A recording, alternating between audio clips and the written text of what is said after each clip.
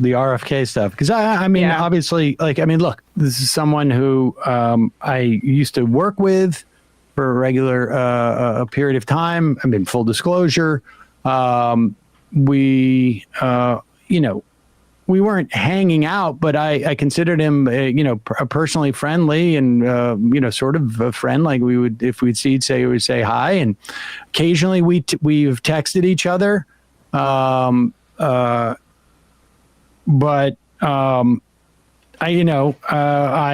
We've always, for years, talked about his position on vaccines, which I think it's fair to characterize, broadly speaking, as being anti-vax, because there does not seem to be anything that would satiate his skepticism. And I'm specifically thinking about the thimerosal issue. There was a time where it was not unreasonable to speculate as to whether thimerosal was harming people who would get it in vaccines. And back in 2001, there was a concerted effort to remove thimerosal from most vaccines. Mm-hmm. Now, the mercury in thimerosal is different than the mercury that is poisonous when it gets burned in the air. Nevertheless, both derivations of mercury, there was some question: would the mercury found in thimerosal, would that be a neurotoxin? The thimerosal was taken out of the vaccines, most of the childhood vaccines, and it did not. I think all infant vaccines it's taken out of. I mean, and it's still in some vaccines, I think, generally, right? Right. But it was taken out of much of the flu vaccines. Right. Because I know, because at that time, I guess Milo would have been an infant at that time, but, and when Air America started, it was like 2 or 3 years out from the beginning of that removal of thimerosal. I remember interviewing, I can't remember who it was, someone on that question, and they were like, we're going to know within the next couple of years whether thimerosal was actually a culprit because it's been taken out now. And we did not see any type of real significant change in autism diagnoses. And so then it shifted to something else. And that to me is, that's definitionally anti-vax. Yeah. Here is Peter Hotez, I should say, who was sort of dragged into and apparently has had an ongoing sort of like antagonistic relationship with Bobby Kennedy. He was attacked by Joe Rogan for retweeting a Vice article, basically, and this is where Joe Rogan gets very sensitive. Joe Rogan doesn't mind, direct criticism, but when the pressure is on Spotify, who is his corporate master, making hundreds of millions of dollars off him, or at the very least having hundreds of millions of dollars invested in him. Yeah, the then corporate he starts media to get nervous. Apparatus behind Joe Rogan, just to remind Exactly. And they're just a major corporation who is making money off of this stuff. In fact, I blame them more than I do Joe Rogan. Joe Rogan's just some guy who likes to smoke pot and likes MMA and take whatever he takes and, just spews off his mouth because he doesn't know any better. But Spotify is a major corporation making millions upon millions of dollars on this stuff.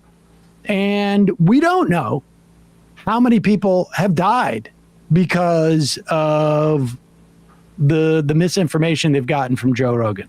Although the doctor here does, I believe, talk about a statistic that somewhere in the hundreds of thousands of people are estimated based on his research. He's a vaccine scientist, Peter Hotez. Based on general anti-vax misinformation, right. Hundreds of thousands who died because they didn't get vaccinated during the Delta wave and things like that. And I just want to also add that Hotez has been on Rogan's show multiple times, but the premise was they want him to be debating RFK, and they'd had this deeply antagonistic relationship for, I think, nearly 2 decades at this point. Contrary to what RFK Jr. and other anti-vax nuts have claimed, there is no connection between vaccines and autism, no connection, no established documented connection between vaccines and serious diseases or mass death. Vaccines tend to save lives across the board, do they not? That's what the peer-reviewed evidence overwhelmingly shows, does it not? And people are dying right now from COVID still because the evidence on COVID vaccines efficacy is being ignored or shouted down on social media.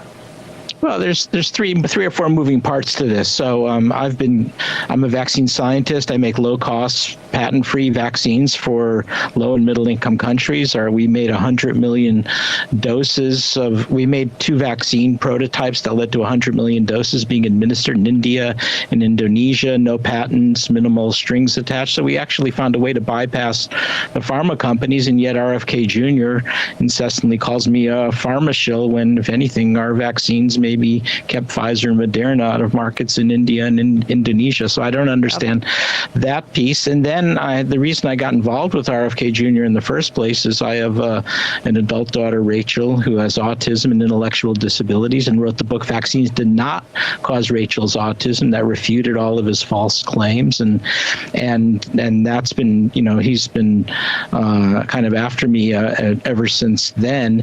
And now he's at it again. But this time, Ilana, this time, Mehdi, it's caused something really terrible, and that is during our COVID pandemic.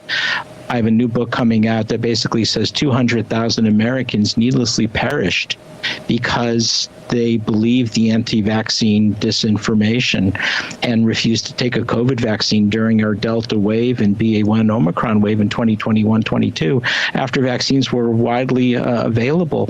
So the point is, anti-vaccine disinformation, it's always done a lot of damage and harm, but now it's a lethal force in the United States. And that's why we have to have that discussion. And I offered to come and go on Joe Rogan again. I've been on a couple of times and have that discussion with him, but not to turn it into the Jerry Springer show with having RFK Jr. on. Well, so it's sad.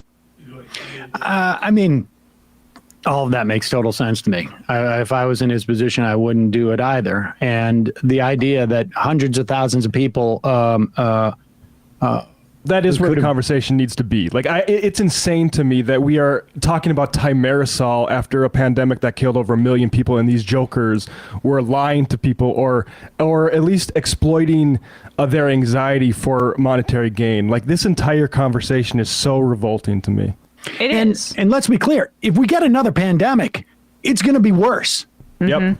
It's going to be that much more worse. And the idea of another pandemic is, clearly an if rather than I should say a when as opposed to an if. I mean, so this stuff is incredibly dangerous. It's incredibly irresponsible. It's beyond irresponsible for Spotify to be platforming this stuff and profiting off it.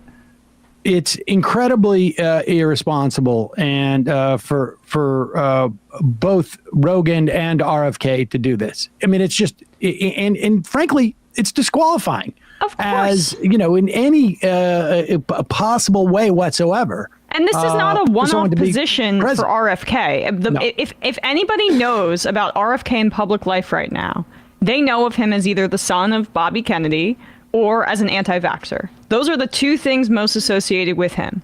And so the fact that he's purposefully omitting his anti-vax advocacy, the fact that, his organization, the Children's Health Defense, is the largest anti-vax organization in the country and has funders who are anti-vax Wall Street types who are also contributing to his campaign, and yet RFK is not all of his full page ads and papers, all of his campaign ads so far seem to omit that kind of focus. That is deliberate, and the obfuscation is what scares me, because this is clearly some part of a larger effort to launder anti-vax talking points into another arena. I'm not sure what that endgame is at a certain point. I think we'll play later in the program Steve Bannon's praise of RFK, and the fact that he's been photographed with Roger Stone, associates of the Bannonites.